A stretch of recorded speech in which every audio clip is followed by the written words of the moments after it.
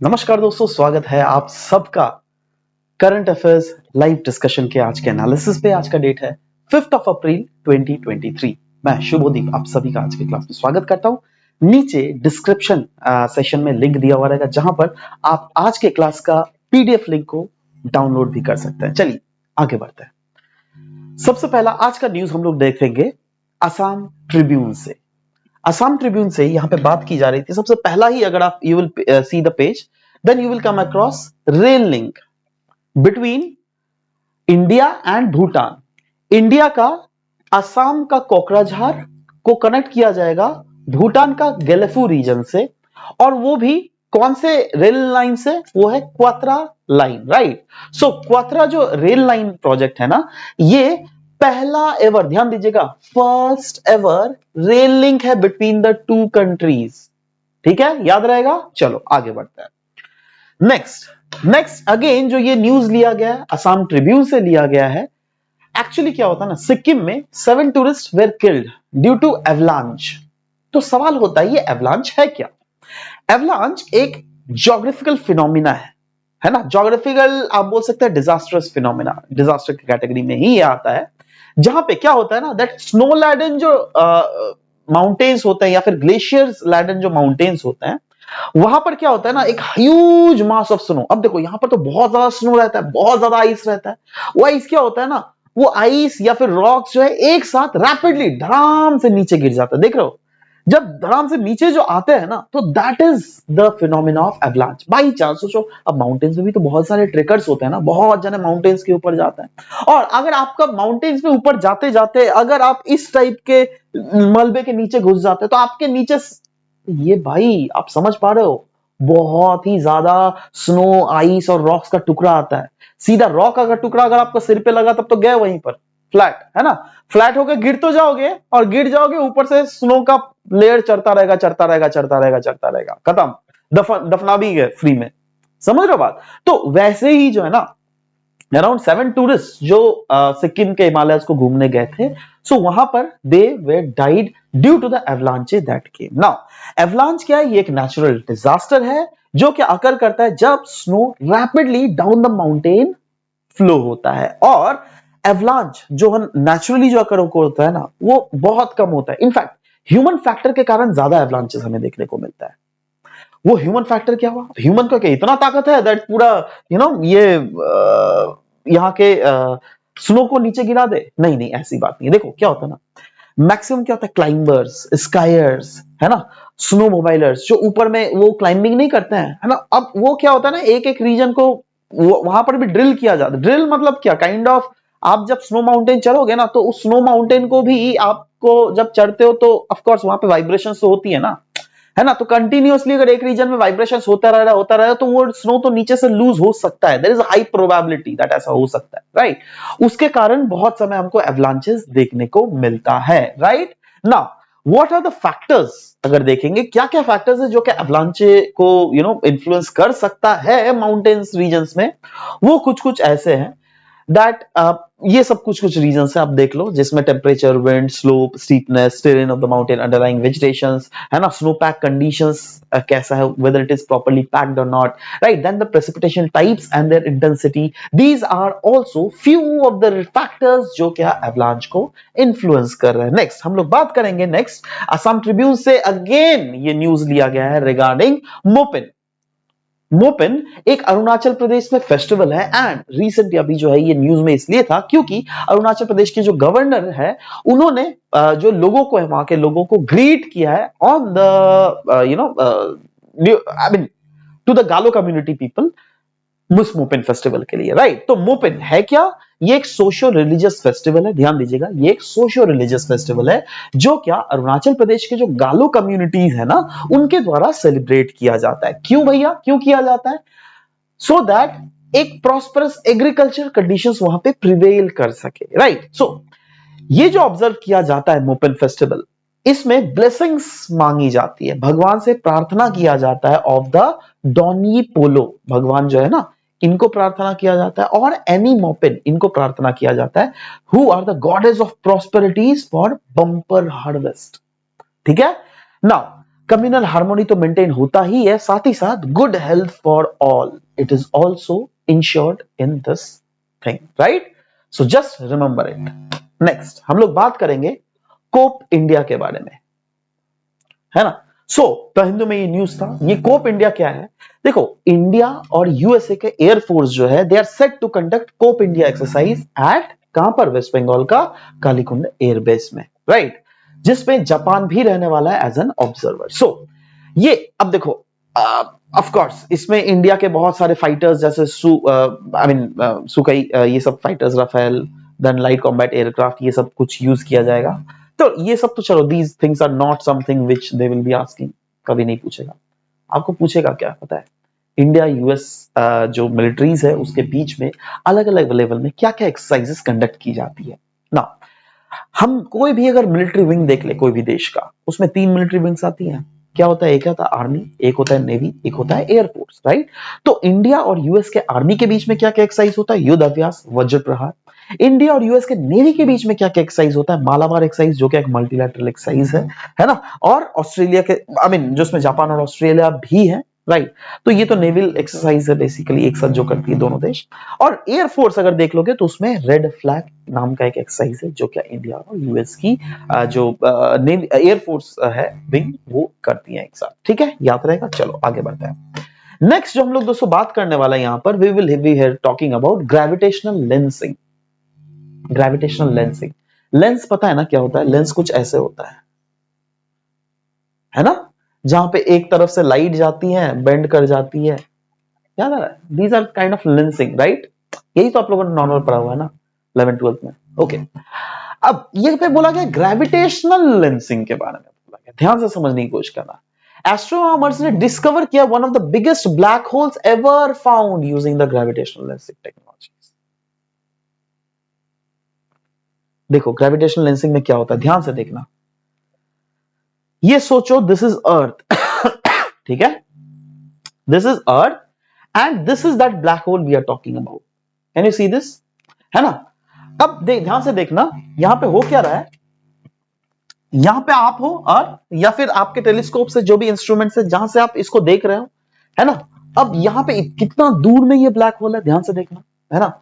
इन black holes की जो रोशनी है चारों तरफ जाएंगी, राइट? बट बीच में जो गैलेक्सीज आती है ना, गैलेक्सीज आने के लिए यहां पे एक लेंसिंग इफेक्ट क्रिएट हो जाता है। देख लो यहीं पर तो वही चीज देखा ना हम लोगों ने, यहां पर, यहां से देखना लेंसिंग इफेक्ट, राइट? यहां पर भी उस टाइप से, क्योंकि यहां पे इतने सारे गैलेक्सीज है ना, इन गैलेक्सीज के कारण एक लेंसिंग इफेक्ट क्रिएट हो जाता है, जिसके कारण it becomes very much easy to observe the far far far distance object. In fact ऐसा कुछ चीज होता है, देखो यहां पे जैसे एक इंसान है ना, है ना? सो अगर ये he can observe this distant object using the gravitational lensing technology, जिसमें सोचो ये अगर ऑब्जेक्ट यहां है, इसके जो रेज है ना चारों तरफ जाएंगे, बट ये जो एक लेंसिंग काइंड ऑफ इम्पैक्ट देखने को मिलेगा, जिसके कारण अल्टीमेटली ऑब्जर्वर जो है एक गोल सा रिंग देखने को मिलता है उसमें, राइट?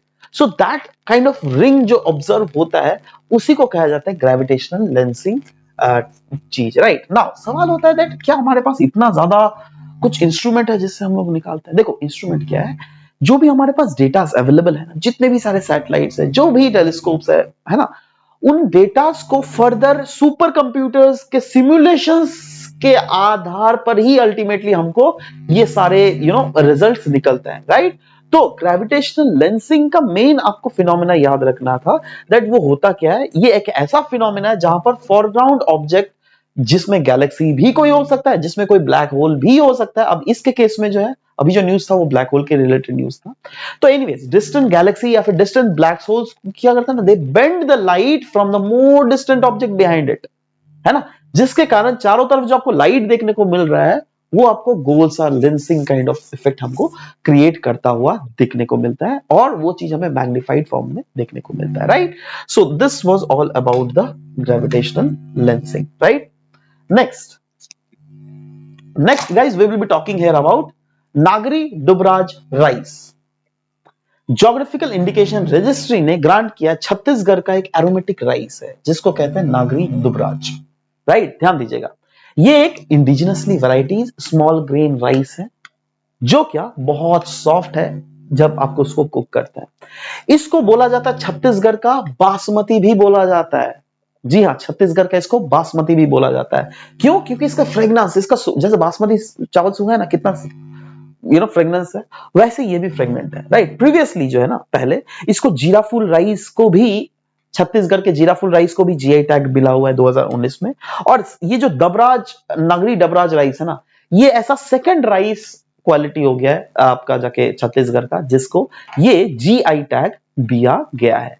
ज्योग्राफिकल इंडिकेशन टैग के बारे में अगर थोड़ा डिस्कस करें तो किस कानून के आधार पर ये अवार्ड किया जाता है? वो है geographical indication of goods registration and protection act of 1999 seek to provide for the registration and betterment protection of geographical indication, right. Geographical indication मतलब समझ जाओ, कोई एक पर्टिकुलर ज्योग्राफी को वो रिप्रेजेंट कर रहा है, राइट। तो वही है, इसको गवर्न किया जाता है और डायरेक्ट किया जाता है by WTO agreement on TRIPS. और ये प्राइमरली एग्रीकल्चर प्रोडक्ट्स को, नेचुरल प्रोडक्ट्स और मैन्युफैक्चर प्रोडक्ट, जिसमें आपका इंडस्ट्रियल गुड भी हो सकता है और हैंडीक्राफ्ट भी हो सकता है। तो इन सारे जो कैटेगरी के प्रोडक्ट्स है, they are eligible to get geographical indication tag. एक बार अगर इस टैग को दे दिया गया, एनी पर्सन और company can not sell a similar item under the name. जैसे दार्जिलिंग चाय, राइट, सेम वही चाय पत्ती आप आसाम में भी उगा सकते हो, बट आप उसको बेचोगे नहीं मार्केट में दार्जिलिंग टी के नाम से। समझ लो मैं क्या बोलना चाह रहा हूं, है ना। सो देखो, अब जैसे Assamese gamosa, that has also got GI tag. क्या वो कोयम्बटूर में नहीं बन सकता? क्या वो सूरत में नहीं बन सकता? वो सब तो हब है भाई। जी हाँ, एब्सोल्युटली बन सकता है, but you can not sell it in the market in the name of Assamese gamosa. समझ लो बात मैं क्या बोलना चाहता हूं। ये है प्रोमिनेंस ज्योग्राफिकल इंडिकेशन टैग का, राइट। चलो, जीआई रजिस्ट्रेशन की अगर बात करें तो वो एक अनडाउटेडली लीगल प्रोटेक्शन तो देता ही अंडर अनऑथराइज्ड यूज, बट साथ ही साथ जीआई टैग हेल्प करता है in promoting the exports of the project, है ना, उसको एक्सपोर्ट करने के लिए बाहर में। It also provides comfort to the customers about the authenticity of the project product, that वो जो प्रोडक्ट है वो एक पर्टिकुलर रीजन में ही उगाया गया होगा, राइट। नेक्स्ट आते हैं सागर सेतु मोबाइल ऐप के बारे में, राइट। ये app version of national logistic portal है।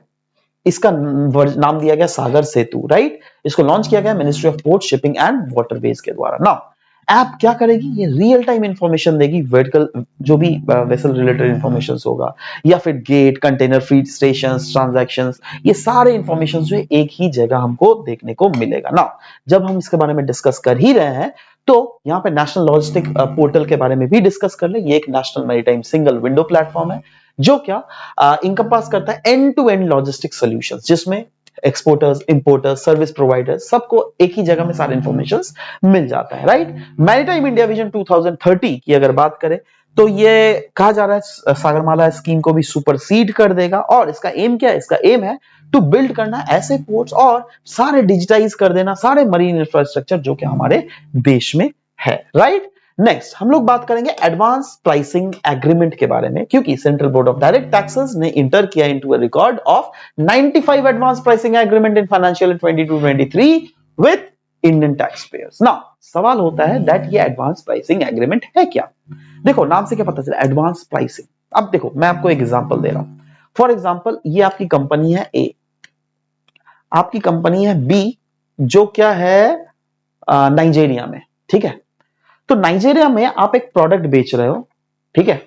तो उस प्रोडक्ट का से फॉर एग्जांपल है $100, ठीक है, या फिर रुपया ही बोलता हूं, ₹1000, ठीक है। तो ₹1000 में इस कंपनी को कुछ तो रॉयल्टी आएगी ना। मान लेता हूं ₹100 रॉयल्टी आई, नहीं ₹100 तो बहुत कम हो गया, है ना।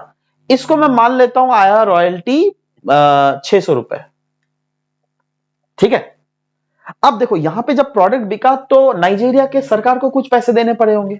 अब वो जो अमाउंट जो इस कंपनी को, पेरेंट कंपनी को आ रहा है, उस पेरेंट कंपनी को आने के बाद यहां के सरकार को भी कुछ पैसे देने पड़ेंगे, है ना।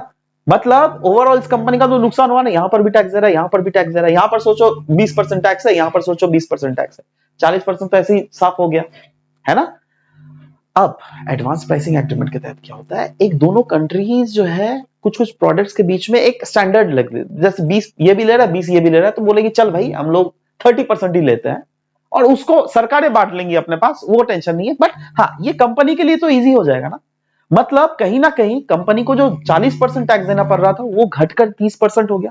तो ये तो कंपनी के बिजनेस के लिए अच्छा हो रहा है ना, समझ रहे हो बात? तो that is why this things are being promoted, और इसी के लिए हमारे central board of direct taxes ने कुछ एडवांस प्राइसिंग एग्रीमेंट्स भी बहुत सारे कंट्रीज के साथ यहां पर साइन की गई है, राइट? यही चीज दिया होता है। नेक्स्ट, तेलंगाना हमने एक पॉलिसी लिया है, cool roof policy, right? Telangana सरकार ने। नाउ कूल रूफ पॉलिसी के बारे में यहां पे डिस्कस करते हैं। This is very important, cool roof policy for buildings, right? जिसके तहत हर एक गवर्नमेंटल, हर एक नॉन रेसिडेंशियल और कमर्शियल बिल्डिंग्स को इंप्लीमेंट करना पड़ेगा कूल रूफ, जिससे जो क्या हीट रेजिलिएंट हो सके और एनर्जी एफिशिएंट हो सके ना।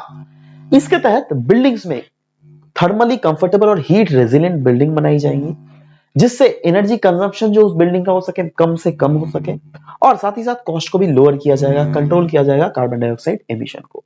कूल रूफ टेक्नोलॉजी को एक्सपेक्ट किया जा रहा है to reduce the indoor temperature by 2 से 4 degree compare to the traditional roof, and कहा जा रहा है 20% से ज्यादा एनर्जी ये कॉस्ट सेव भी कर सकता है। तो this was cool roof technology, जो कि of course I mean policy जो कि तेलंगाना में लाया हुआ है। याद रखिएगा किस स्टेट ने लाया है, राइट?